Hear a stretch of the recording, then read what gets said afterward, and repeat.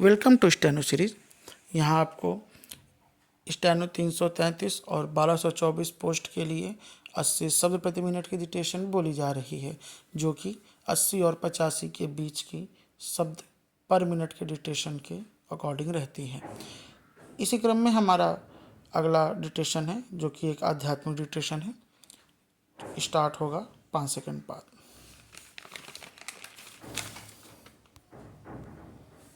Start. ईश्वर के साथ आपका कोई प्रत्यक्ष अनुभव नहीं, इसलिए दूसरे लोगों ने जो कहा उसे स्वीकार करते हुए आपने उन पर विश्वास कर रखा है।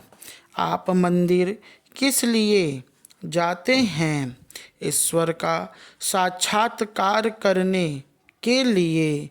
हे प्रभु, मुझे यह दो, वह दे दो, यही मनौती मांगने के लिए तो जाते हैं। ईश्वर के प्रति आपका जो विश्वास है वह प्रायः लालच और भय के आधार पर पाला गया है। अपने घर में आपने देवी देवताओं के दर्जनों चित्र रखे हैं। इसके बावजूद क्या आपका भय दूर हो गया? भय भक्ति से आप चलाए जाते हैं। यदि ईश्वर प्रेम स्वरूप है तो क्या उनके प्रति भक्ति का होना काफ़ी नहीं है? भय किस लिए? जो लोग ईश्वर का अनुभव नहीं कर पाते वही आज भक्ति के बारे में ज़्यादा बोलते हैं। कहा जाता है कि इस धरती पर भगवान 9 बार अवतार ले चुके हैं।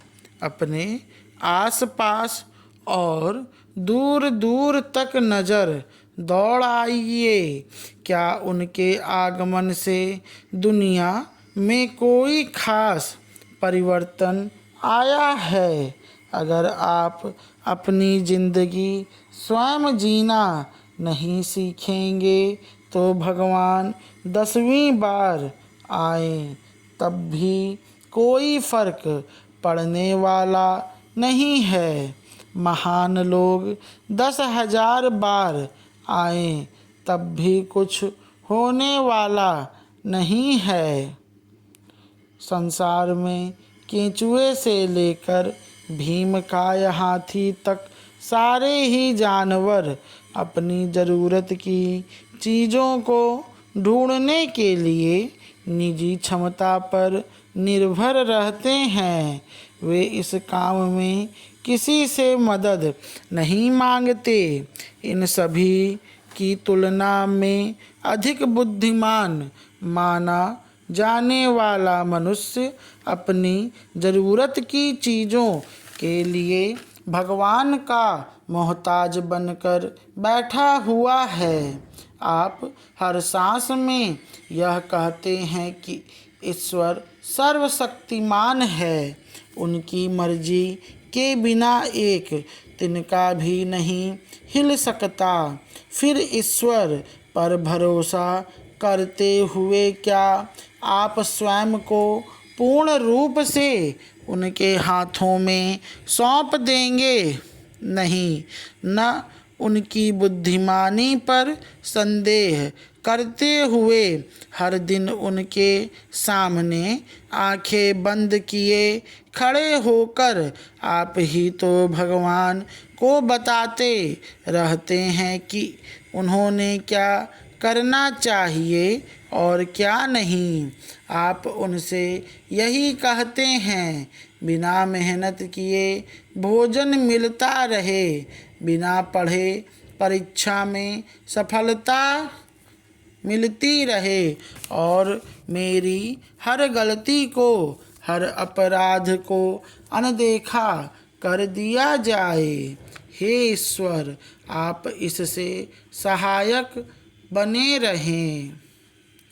जीवन अचानक पटरी से उतर जाए तो क्या किया जाए, यही सोचते हुए आपने ईश्वर को एक बीमा की तरह रख छोड़ा है।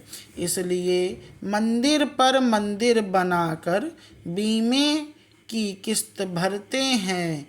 मेरे लिए ये चीज़ें ले आओ और फला फला आफतों से बचाया करो। यह निर्देश देते हुए आप ईश्वर को अपने सेवक और अंगरक्षक के रूप में बहाल करना चाहते हैं। यदि केवल जीवन के खतरों के भय ने आपके अंदर ईश्वर संबंधी विश्वास को बढ़ाया है, तो आपके पास न ईश्वर बचेगा न जीवन ही। स्टॉप।